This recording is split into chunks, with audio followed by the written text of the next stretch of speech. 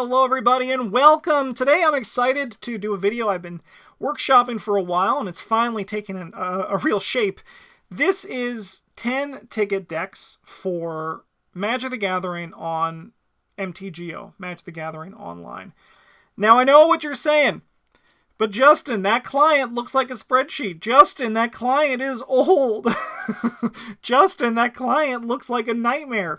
And you know what? I'm not going to argue too much about that because I like playing on MTGO, especially for Commander, because the cards are so freaking cheap.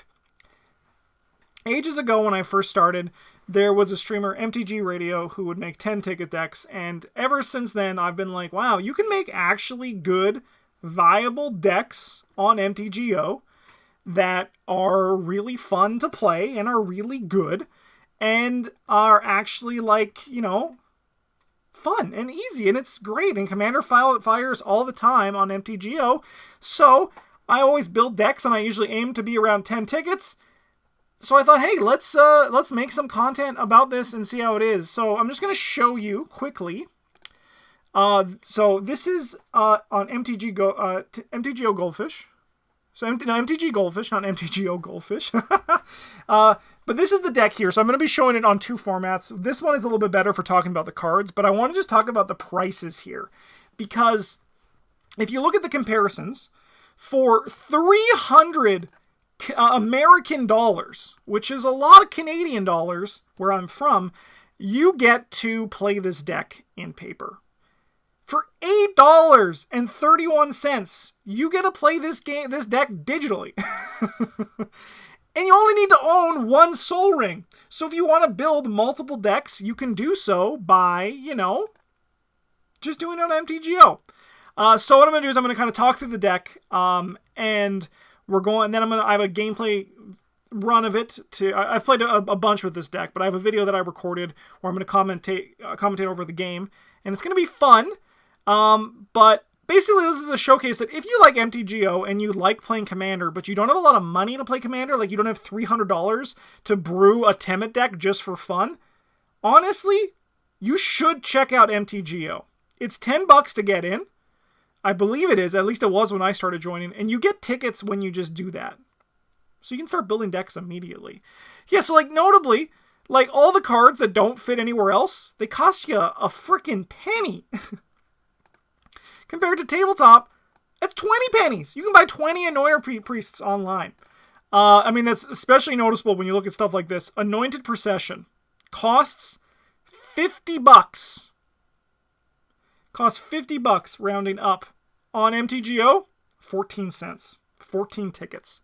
So notably when I built this deck, it actually was closer to 10 tickets, but it's gone down in value, but it hasn't gone down in ability. We'll find out, but first, let's kind of talk about the cards. So our commander, this is a Temmet Vizier of Naktamun. 1 white, 1 blue, 2/2 legendary human cleric. Beginning of combat on your turn, target creature token you control gets +1/+0 until end of turn and can't be blocked this turn. Embalm, 3 white-blue. Embalming is you exile this card from your graveyard, paying the cost. Create a token that's a copy of it, except it's a white zombie human cleric with no mana cost. Embalm only is a sorcery. So this is kind of fun.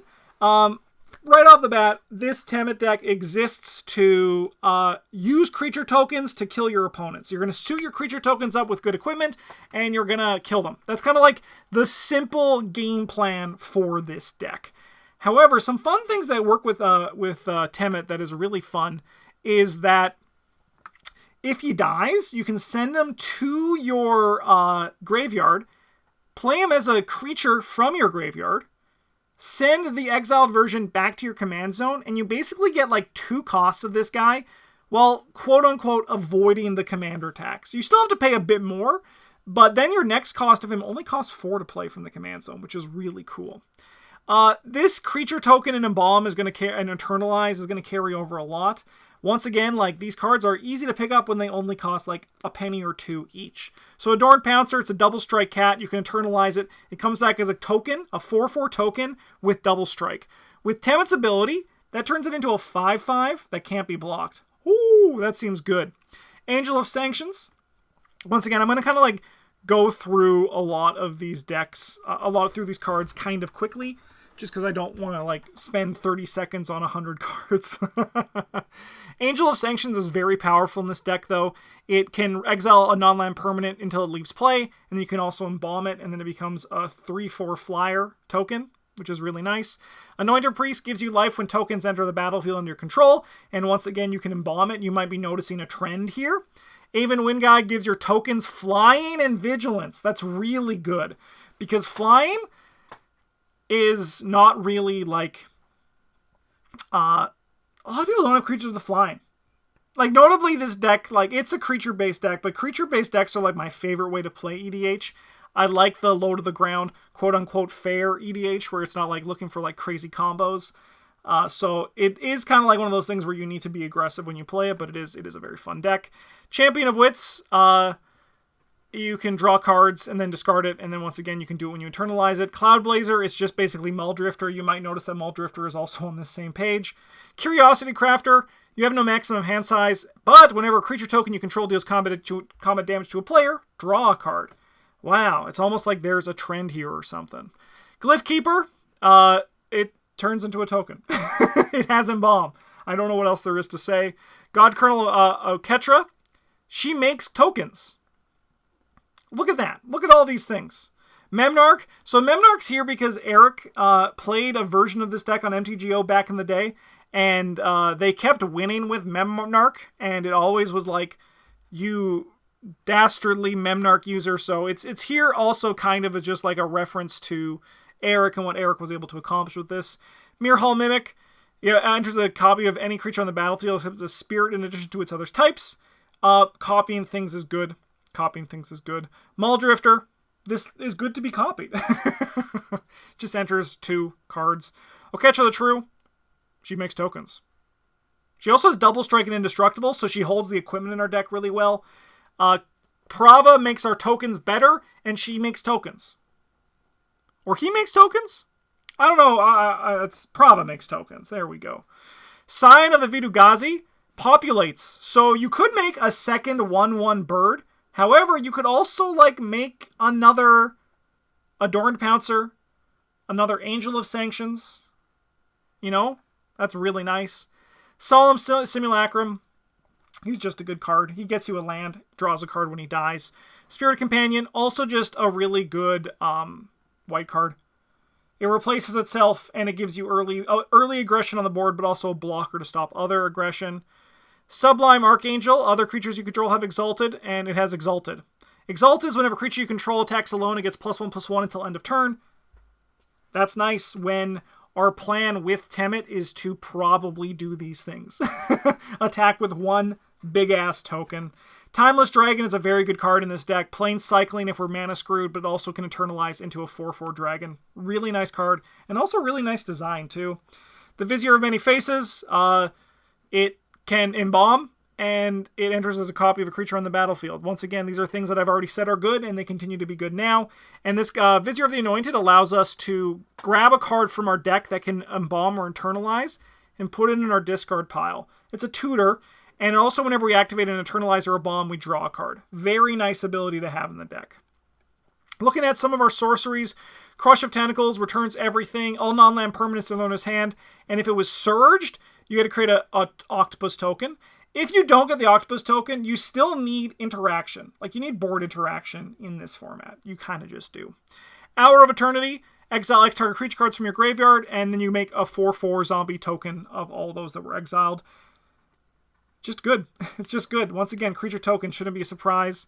Hour of Reckoning, convoke and destroy all non-token creatures. Wow. Did you see that coming? More token synergy? Idyllic Tutor, search for an enchantment card and reveal it. We have some good enchantments, if we just scroll down to them. Anointed Procession, makes more tokens. Smothering Tide, makes more mana. Grab as needed. If you need cards, we also have Coastal Piracy and Reconnaissance Mission. We'll get to these in a bit. We'll get to those in greater detail. Open the Armory, search for an aura or equipment card and put it into your hand. We have a bunch of equipment that we're going to get to that are nice hits. Dowsing Dagger, which can turn into a very good land. Batter Skull, the Sword of Feast and Famine, Sword of the Animist. We have a lot of nice hits. I mean, like, even like Lightning Greaves is also just like good value. Just some things to consider for when you grab it. Phyrexian Rebirth is probably my favorite board wipe just because I love the flavor and the art, but it's also really nice in this deck. So you destroy all creatures, then create an XX colorless horror artifact creature token, where X is the number of creatures destroyed this way. I've won games with this card with this deck. It's very powerful. Quasi-duplicate to create a token that's a copy of target creature you control. In Jumpstart, you get to do it again. Make copy token. Right of Replication, put a token on the battlefield that's a copy of target creature. If a Right of Replication was kicked, put 5 of these tokens onto the battlefield. Make token of creature. Are you seeing the trend? I have Right of Replication in this deck, an Angel of Sanctions, and oh my god, does that just make your opponent's day a bit of a nightmare. Until they wipe the board, but you're hopefully going to win before then. Saheeli's Artistry, create a token that's a copy of target artifact, create a token that's a copy of target creature, except it's an artifact.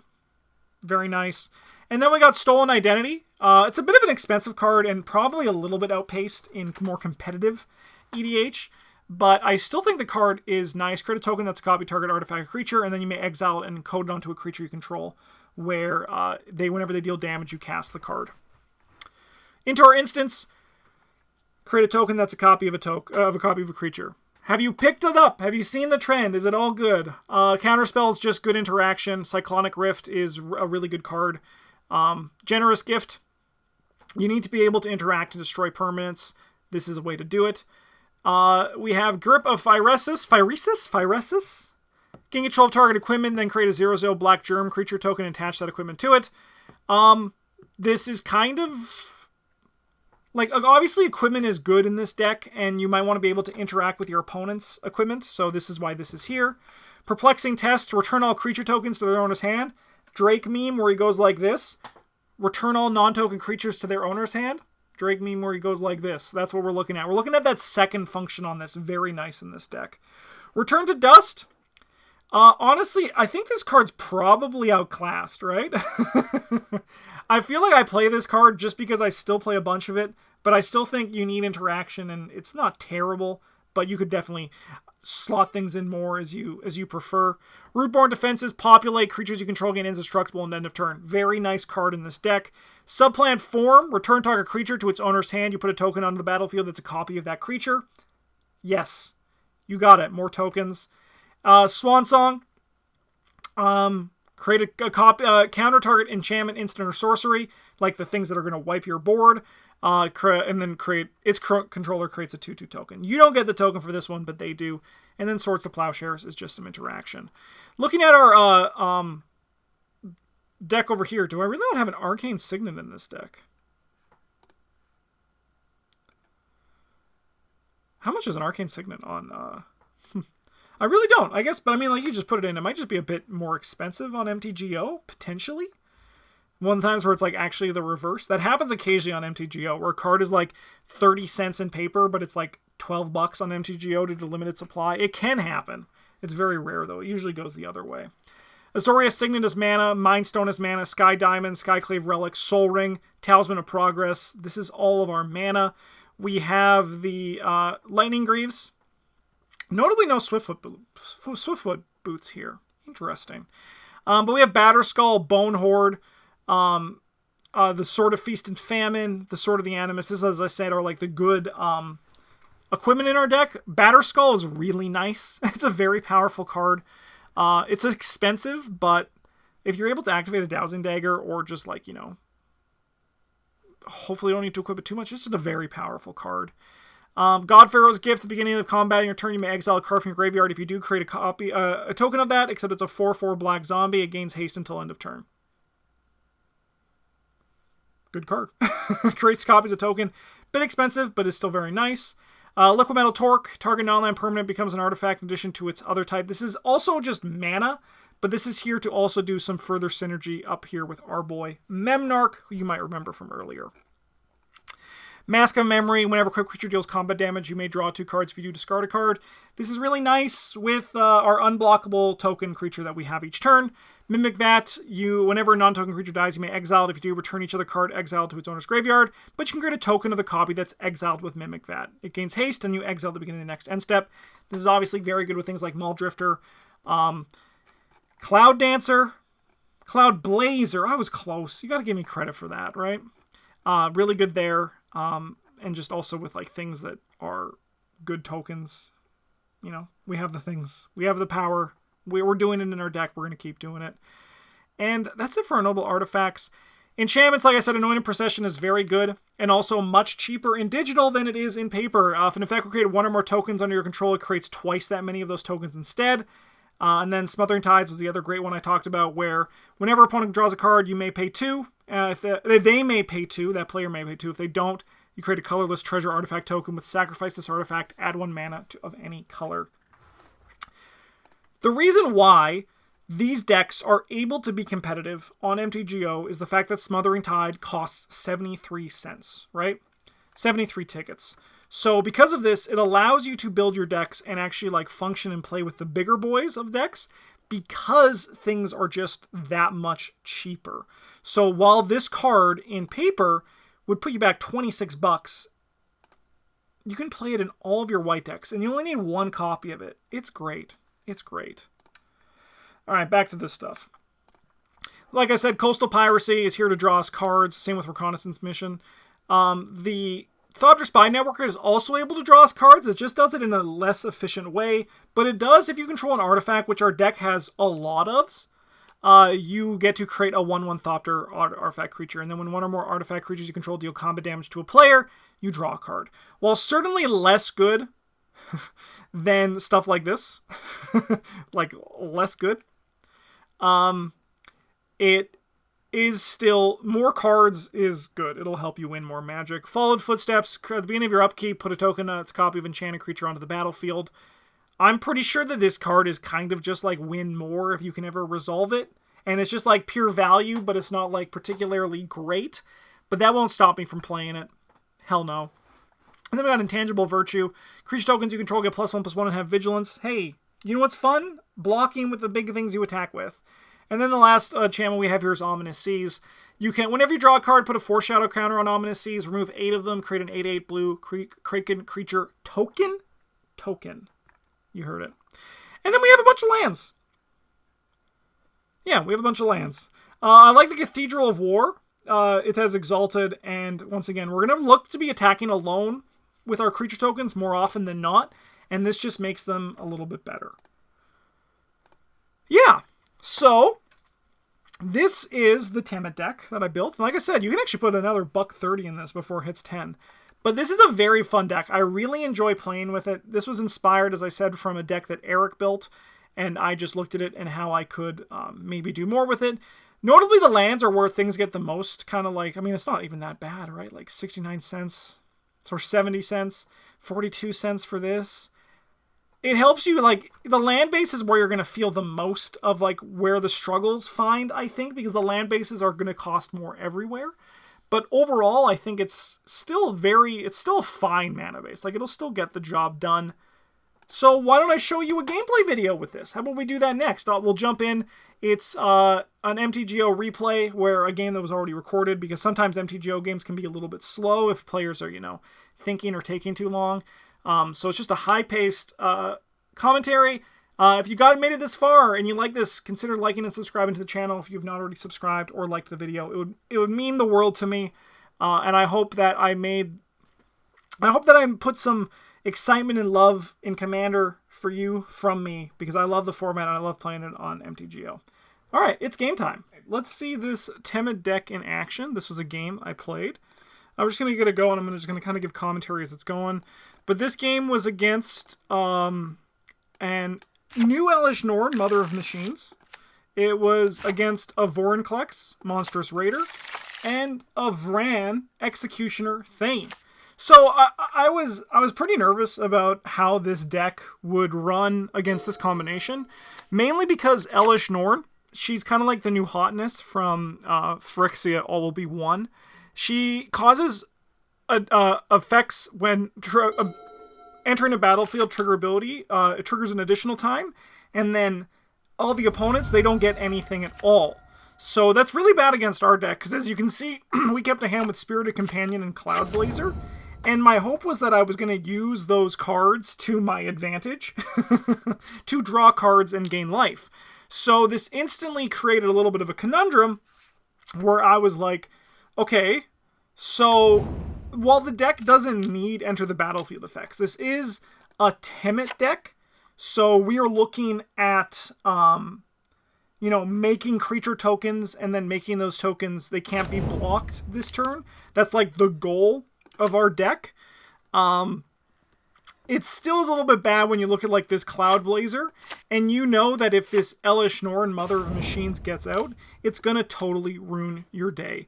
We started with Spirited Companion just because it replaces itself almost immediately. Like, it just requires the trigger to enter the to go on the stack. We drew a Timeless Dragon, which is nice because it's great in the deck because it creates a token, but it also plane cycles, which means that when we're about to see our hand, we're actually about to start losing out on... we're not going to draw mana. We're not drawing lands for a bit, and this is going to help us smooth out our deck. Now that the Elish Norn has dropped the Arcane Signet, it means that our Cloud Blazer probably ain't coming on turn 5, and we're probably not going to get the value. So it's just something we have to be aware of in the back of the head as we're playing. Iara over here for the Thran player. So Thran is like an Aristocrats deck. It's going to sacrifice a lot of cards to, like, its creatures to get value. So just something to be aware of, that's just going to be more value. Notably, Iara is also turned off by the Elish Norn. We swung in with our Spirited Companion against the Elish Norn just because we want to kill them first because they're stopping our plan. We look over here at Vorinclex. Vorinclex is a little bit of a scary guy. It doubles the counters he gets and halves the counters everyone else gets. Vorinclex, I'll be a little bit of a spoiler. Vorinclex has a very small impact on this game. A lot of this game is kind of impacted by Vran and Elish Norn, as we kind of see how this one goes. So Vran here, now they can start getting this going, in addition with the Phyrexian Tower, also Ayara themselves, and the Witch's Oven. There's a lot of paths that the Vran player can take here to really cause some problems. Spirited Companion, once again, hitting the Elish Norn character because they are the one that scares us the most. And we also dropped down an Anointer Priest just because it was cheap, and as you can see, we're kind of hurting a little bit. However, you might have noticed that a Gauntlet of Power just went down for the Elish Norn player. This is going to be a huge boon to us. It makes all of our creatures stronger, but it also doubles up our basic lands. So we basically have 4 mana here, which... I'll be honest, in the moment, I actually did not realize. But it just took me tapping once, and we got value from it right away. So in this next turn, I'm thinking that we want to just keep doing our game plan. We're going to be seeing the Elish Norn right away with the Swiftfoot boots, which means we're probably not going to be getting long-term enter the battlefield value, which kind of ruins Followed Footsteps, and it kind of also... ruins the Cloud Blazer. So I said, let's put out the Thopter Spy Network, shroud up the Anointer Priest, get it in there, because I value the Anointer Priest more. And once again, we're sending in 4 damage at the Elish Norn's face. One thing I will be aware to note, Vorinclex actually did not attack when they were played, and I think that it would have probably been nice if they did. Could have put some more pressure on Elish Norn, but they also might have been happy to just keep it back for blockers. But, I don't know, I just feel like I like being aggressive in Commander. As you can see, I attack pretty much any opportunity I can get it. Because it's how you win with creature-based decks, and I like the kind of fair creature-based strategies. Alright, Grasp of Fate, taking away Lightning Greaves, Emerald Medallion, a bunch of stuff over here. But because of the Elish Norn, the Grasp of Fate is actually going to trigger twice. So the second Grasp of Fate is going to be, well, the first, really. The first trigger from it is going to be taking out our Thopter Spy Network. So we just lost...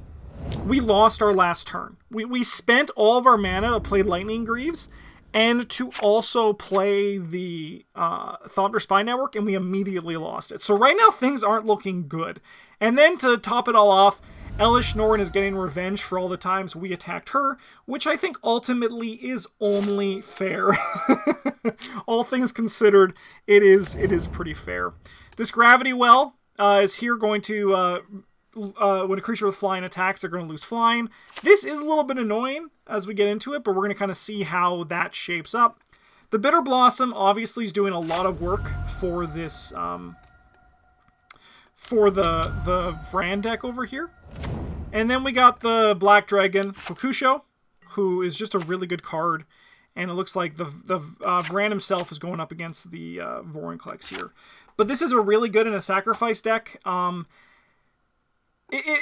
would love to follow Footsteps.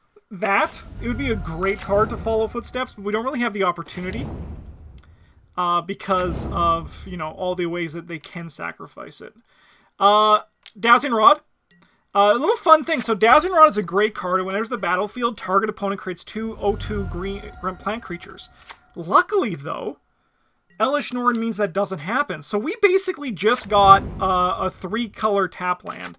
And at this point now, our mana base is like back in it, which is really nice. It's not like, I think it's like not comparable to like the Elesh Norn deck, but it is a mana base that's actually functioning. Elesh Norn comes in again. We use our Spirit of Companion to block just because we want to chump.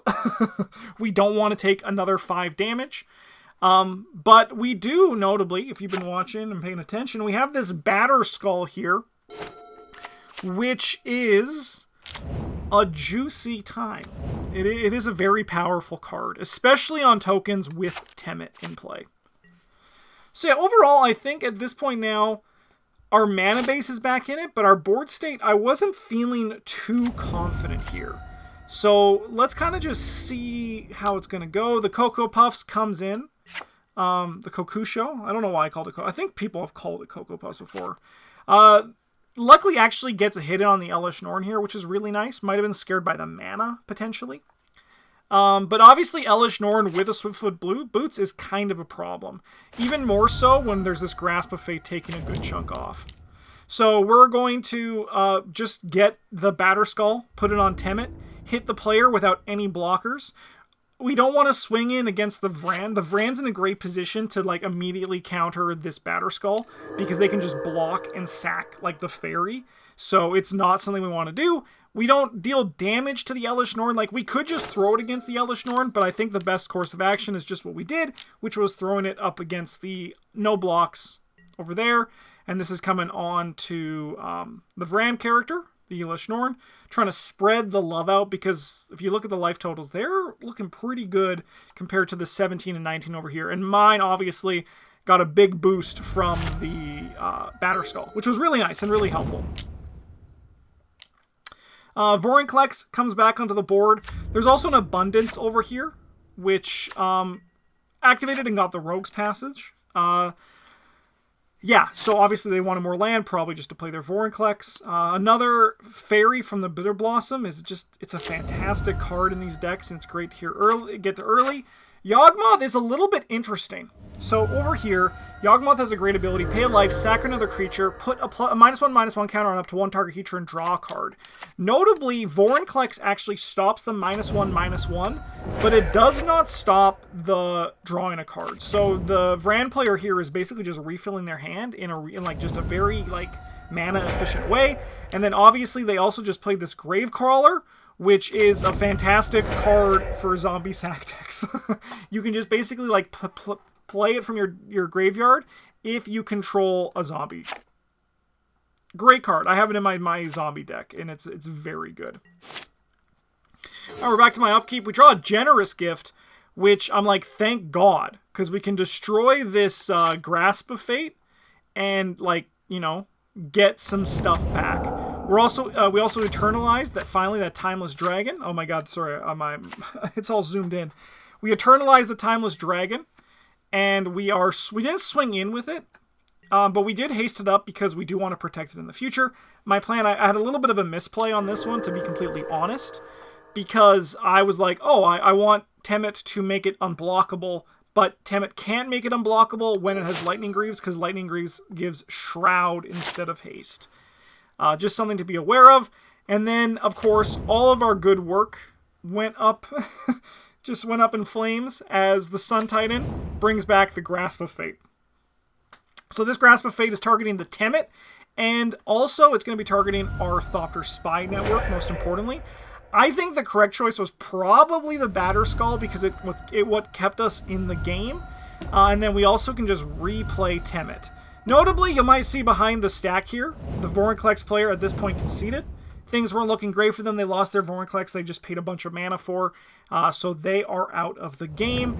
And the Conjurer's Closet, honestly, I thought this was going to... I didn't know. I thought it was just exile anything, but it's exile a creature.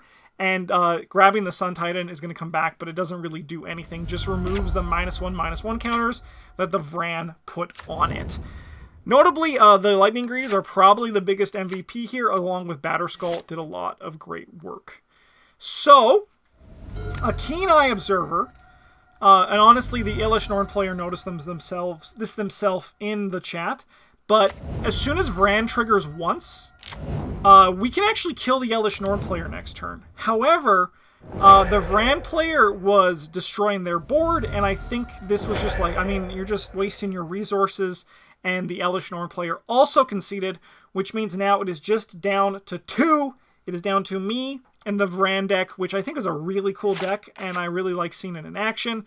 So now it's just at this point, it's about closing out the game. And how do we close out the game? Well, obviously, Lightning Greaves is going to be huge for us. Card draw is going to be great for us with this Thopter Spy network. We have to be very aware of this attrition, because it's going to target and kill our creatures. It can't get the Timeless Dragon, luckily, but it can kill, like, most other things. And we can only really protect one thing with the Lightning Greaves. Vizier of the Anointed, we played. We searched our deck. We put an Angel of Sanctions in here. This is the one I most commonly hit with this, because basically just removing something from your opponent's board can be very powerful. So this is a little bit... This right here is a little bit spooky. So we get the -1 counter on this, and our opponent plays a beautiful Massacre Worm. Massacre Worm, creatures your opponent's control gets -2/-2. Whenever a creature an opponent controls dies, that player loses 2 life. And then they Shieldred's Edict us, which forced us to sacrifice a creature token. So right now things aren't looking good. We're getting attacked for 4 with Yawgmoth and also Vran, and our board practically got wiped. All we're left with is just this Vizier of the Anointed, which, while a good card, has already done his job. So we get the Thopter from the Spy Network. We're going to be playing the Angel of Sanctions from our discard pile. We have a counter spell as well, which has made me feel really secure to see. And we're grabbing the Thran because he can put the -1/-1 counters on our stuff. We Thopter token in, draw a card, and then I make the biggest misplay of my life. Where I skip through my second main phase when I wanted to put my Lightning Greaves on my Angel of Sanctions. I caramba. Alright, like, this is kind of spooky right here. This was a little bit like I was kind of freaked out.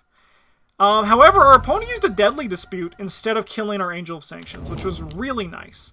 I mean, I think, obviously, I don't think that was the wrong choice. We're also countering their Endrick Sar here, mostly because I didn't want him to get more, Thran to get more sacrifice fodder. And then we're going to take 6 from this Massacre Worm and just kind of hope that we can draw out of it. We have a lot of land, we have a lot of good things, but how can we solve this problem? Luckily, we can do it with card draw. And also, we drew a very nice card here, Supplant Form. Return target creature to opponent's hand, create a token that's a copy of that creature. Very good against the Massacre Worm, but I decided this was not the turn to pull the trigger. Instead, we just Lightning Greaved up the Angel of Sanctions. We Thopter tokened, and we did the Anointed just swinging in because they can't block anything profitably. And then we got the Scion of the Vitu-Ghazi. So I threw the Lightning Greaves back on the Thopter token, played the Scion, copied the Angel of Sanctions, took out the Bitter Blossom. Once again, this deck's big thing is getting just sacrifice, and I also moved the Lightning Greaves back correctly this time. It's finding sacrifice fodder. Because they don't want to sacrifice their commander. They don't want to sacrifice their Massacre Worm. This is just how they win. So if we take out the Bitter Blossom, we take out a free sacrifice for them each turn. However, they immediately found a Reassembling Skeleton, as you can see here. So Reassembling Skeleton, you can pay 2 mana to bring it back from your graveyard to the battlefield tapped. Ay caramba. And then they use it to kill our new Angel of Sanctions that got the Bitter Blossom, but that was okay because the Bitter Blossom was here to... We just wanted to take it away from their upkeep. And then they basically killed a bunch of our board, took our health down, but we have a path to victory here. And it's a pretty, actually, easy path to find. Because all we got to do is just play, like, one card, and it's over. And that card is Temple of Enlightenment. No, it's Supplant form. We play it on the Massacre Worm, get our own Massacre Worm. We kill everything on their side. They gain 2, but then lose 4. So they're basically losing 4. And then we're going to play the Lightning Greaves, move those over onto the Massacre Worm, and we're going to swing in for lethal. And then that's going to be GG's for the Temmet deck. So, what I'm hoping that this shows to you is kind of just what the deck is capable of, right? I think that one of the best things about EDH is how fun it is. The second best thing is about EDH on MTGO is super duper cheap. I built this deck I haven't recorded the intro yet, so I don't remember what it actually came down to. But when I originally built this deck, I built it for $10, and it gives you a bunch of pieces that you can play in other decks as well because things happen to be so cheap. The majority of the mana, but the majority of the money in this deck ends up going to the land base, which you can then transfer into other decks. But I think this also shows that it is competitive. Even for $10, right? Like, it's a very viable deck, and it'll win you EDH games because of the nature of the format, and also because the deck just has a lot of good, powerful answers for things. Yeah, so this is a new format I'm trying out on the channel. It's not going to be a regular thing, but I do love playing EDH on MTGO because it's so cheap and because it's really fun. Even though the client is a little bit old and dated, it is a great way of playing EDH. So maybe if this makes you curious to try it out, I'm going to call that a win. And if you want to see more in this kind of style, as well as like the speed game, not live play, but rather like post-game commentary, let me know in the comments. I really appreciate it. Thank you so much for watching. Have a good one. And as always, a GG's.